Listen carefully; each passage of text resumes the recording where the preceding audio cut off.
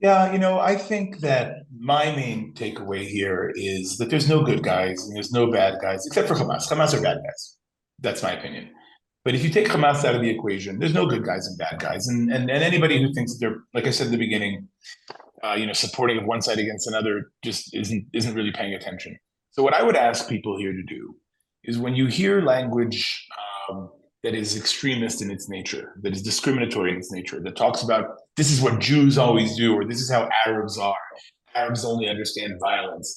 Jews only do this and that. It's really that kind of language that is not only unhelpful, it's actually um, allowing a really dangerous, kind of like simplified, childish, and even really disastrous sentiment to flourish.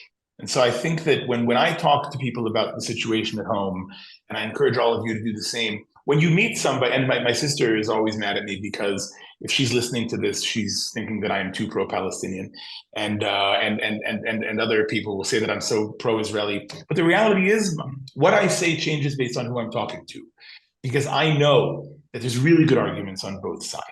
And so, what I would encourage everybody on the call to do is when you find yourself in a situation where you're sitting having coffee with somebody who talks about, oh, Israelis murder this and Palestinians do that, try to take the opposite position and try to say, yeah, but because the reality is that if it was that simple, it would have been solved a long time ago.